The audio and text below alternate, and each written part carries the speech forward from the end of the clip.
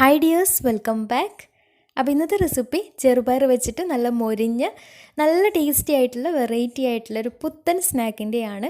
ഉണ്ടാക്കിയെടുക്കാൻ നല്ല എളുപ്പമാണ്, നല്ല ടേസ്റ്റുമാണ്. അപ്പോൾ ഈ ഒരു നല്ല മഴക്കുള്ള സമയത്ത് നല്ല ചൂടുള്ള കട്ടൻ്റെ കൂടെ ഈ ഒരു സ്നാക്കും കൂടി ആകുമ്പോൾ, നല്ല മൊരിഞ്ഞിട്ടുള്ള ഈ ഒരു സ്നാക്കും കൂടി ആകുമ്പോൾ നല്ല കോമ്പിനേഷനാണ്, അടിപൊളി ടേസ്റ്റാണ് കേട്ടോ.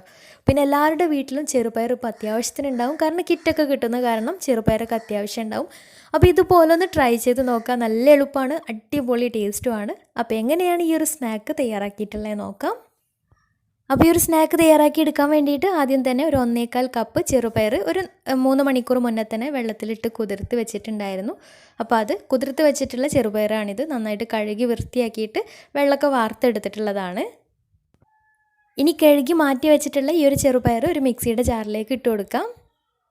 ഞാനിപ്പോൾ മുഴുവനായിട്ട് ഇതിലേക്ക് ചേർത്ത് കൊടുത്തിട്ടില്ല, പകുതിയായിട്ടാണ് ചേർത്ത് കൊടുത്തിട്ടുള്ളത്. അരച്ചെടുക്കാൻ ഒരു എളുപ്പത്തിന് വേണ്ടിയിട്ട് പകുതിയാണ് ചേർത്ത് കൊടുത്തിട്ടുള്ളത്. ഇനി ഇതിലേക്ക് ഒരു 8 പച്ചമുളക്, അത്യാവശ്യം നല്ല എരിവുള്ള മുളകാണ്, ഒരു 8 പച്ചമുളക് ഇതിലേക്ക് ചേർത്ത് കൊടുക്കാം. എരിവ് കുറവാണെങ്കിൽ ഒരു 9 10 ചേർത്ത് കൊടുക്കാം, കാരണം വേറെ മുളക് പൊടിയൊന്നും ഇതിലേക്ക് ചേർത്ത് കൊടുക്കുന്നില്ല. അതുകൊണ്ടാണ് പച്ചമുളക് അത്യാവശ്യം എരിവിൽ തന്നെ ഇട്ട് കൊടുക്കുന്നത്. പിന്നെ വേണ്ടത് 2 അല്ലി വെളുത്തുള്ളിയാണ്. കൂടെ തന്നെ ചെറിയൊരു കഷ്ണം ഇഞ്ചി ചെറുതായിട്ട് കട്ട് ചെയ്തിട്ട് അതും കൂടെ ഇതിലേക്ക് ചേർത്ത് കൊടുത്തിട്ടുണ്ട്. പിന്നെ പാകത്തിന് ഉപ്പ്, അപ്പോൾ ഇതിലേക്ക് ആവശ്യമായിട്ടുള്ള ഉപ്പും കൂടെ ചേർത്തിട്ട് ഇതൊന്ന് ചെറുതായിട്ടൊന്ന് ചതച്ചെടുക്കാം. ഒരുപാട് അരഞ്ഞു പോവേണ്ട ആവശ്യമില്ല, ചെറുതായിട്ടൊന്ന് ചതച്ചെടുത്താൽ മതിയാവും. എന്നാൽ എല്ലാതും മുളകും ഇഞ്ചിയും ഒക്കെ എല്ലാം കൂടെ മിക്സായിട്ട് വരാൻ വേണം. അപ്പോൾ ഇതുപോലെ ചെറുതായിട്ടൊന്ന് ചതച്ചെടുത്തിട്ടുണ്ട്. ഇനി ഇതൊരു ബൗളിലേക്ക് മാറ്റാം. എന്നിട്ട് ബാക്കിയുള്ളതും ഇതുപോലെ ചതച്ചെടുക്കാം. പിന്നെ ചെറുപയർ മാത്രമായിട്ട് ഒന്ന് ചതച്ചെടുത്താൽ മതിയാവും. ഇതിലേക്ക് ആവശ്യമായിട്ടുള്ള മുളകും ഇഞ്ചിയും വെളുത്തുള്ളിയൊക്കെ ഫസ്റ്റ് ട്രിപ്പിൽ തന്നെ ചെയ്ത് കൊടുത്തിട്ടുണ്ട്.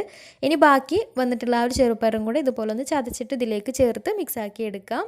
എന്നിട്ട് ഇതിലേക്ക് 1 ടേബിൾ സ്പൂൺ അരിപ്പൊടി, അതുപോലെ തന്നെ 1 ടേബിൾ സ്പൂൺ കടലപ്പൊടി കൂടെ ചേർത്ത് കൊടുക്കാം. പിന്നെ കായപ്പൊടി കയ്യിലുണ്ടെങ്കിൽ ഒരു പിഞ്ച് കായപ്പൊടി കൂടെ ഇതിലേക്ക് ചേർത്ത് കൊടുക്കുന്നുണ്ട്, കയ്യിലുണ്ടെങ്കിൽ ചേർത്ത് കൊടുക്കാം.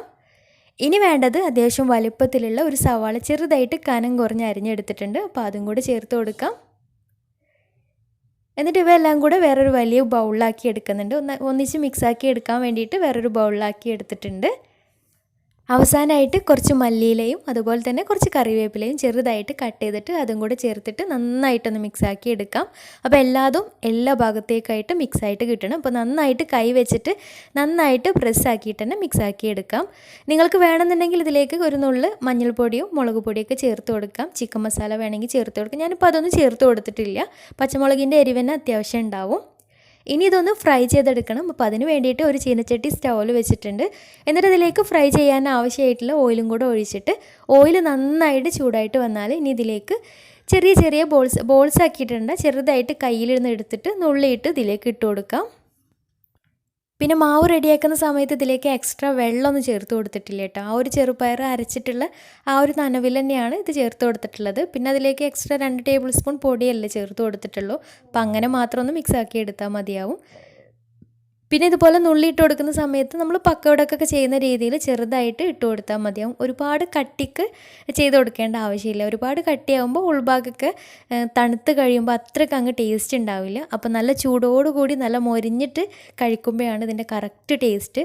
നമ്മുടെ പരിപ്പ് വടൻ്റെയൊക്കെ ഏകദേശം ഒരു ടേസ്റ്റ് തന്നെയാണ് ഇതിന് വരുന്നത്. അടിപൊളി ടേസ്റ്റാണ് കേട്ടോ. ചൂടോടുകൂടി നല്ല ചൂട് കട്ടൻ്റെ കൂടെ നല്ല ടേസ്റ്റാണ്. അപ്പോൾ ഒരു ഭാഗം ആയിക്കഴിഞ്ഞാൽ മറിച്ചിട്ടിട്ട് 2 ഭാഗവും കളറൊക്കെ മാറി നല്ല ബ്രൗൺ കളറായിട്ട് കിട്ടിയാൽ എണ്ണയിൽ നിന്ന് മാറ്റാം. ഇതുപോലെ ബാക്കിയുള്ളതും ഫ്രൈ ചെയ്തെടുക്കാം. പിന്നെ ഫ്രൈ ചെയ്തെടുക്കുന്ന സമയത്ത് അതിലേക്ക് കുറച്ച് കറിവേപ്പില അങ്ങനെ ഇട്ട് കൊടുത്തിട്ടുണ്ടായിരുന്നു. അപ്പോൾ ആ ഒരു കറിവേപ്പിലയും കൂടെ അതിൽ എണ്ണയിൽ കിടന്നിട്ട് മൊരിഞ്ഞ് വരുമ്പോൾ അതിൻ്റെ ആ ഒരു ഫ്ലേവറിനും കൂടെ പ്രത്യേകം വരുമ്പോൾ നല്ല ടേസ്റ്റാണ് കേട്ടോ. അപ്പോൾ എല്ലാവരും ഒന്ന് ട്രൈ ചെയ്ത് നോക്കുക. എല്ലാവരുടെ വീട്ടിലും ചെറുപയറൊക്കെ ഉണ്ടാവും. അപ്പോൾ ഇതുപോലെ ഒരു പ്രാവശ്യമെങ്കിലും ഉണ്ടാക്കി നോക്കുക, അടിപൊളി ടേസ്റ്റാണ്. അപ്പോൾ ഉണ്ടാക്കി നോക്കിയിട്ട് ഫീഡ്ബാക്ക്സ് താഴെ കമൻറ്റ് ബോക്സിൽ അറിയിക്കാൻ മറക്കരുത്. അതുപോലെ തന്നെ ചാനൽ സബ്സ്ക്രൈബ് ചെയ്യാത്തവരുണ്ടെങ്കിൽ സബ്സ്ക്രൈബ് ചെയ്യാനും മറക്കരുത്. കൂടെ തന്നെ തൊട്ടടുത്തുള്ള ബെല്ലൈക്കണും കൂടെ ഒന്ന് ക്ലിക്ക് ചെയ്യുകയാണെങ്കിൽ ഇനി ഞാൻ പുതിയ വീഡിയോസ് ഇടുമ്പോൾ അതിൻ്റെ നോട്ടിഫിക്കേഷൻസൊക്കെ പെട്ടെന്ന് തന്നെ കിട്ടുകയും ചെയ്യും. അപ്പോൾ ഇന്നത്തെ വീഡിയോ ഇഷ്ടമായെന്ന് വിചാരിക്കുന്നു. ഇഷ്ടമായെങ്കിൽ ലൈക്ക് ചെയ്യാനും ഫ്രണ്ട്സ് റിലേറ്റീവ്സിനൊക്കെ ഒന്ന് ഷെയർ ചെയ്ത് കൊടുക്കാനും മറക്കരുത്. അപ്പോൾ നല്ല അടിപൊളി വീഡിയോയുമായി വീണ്ടും വരാം. അതുവരെ take care, bye, thank U.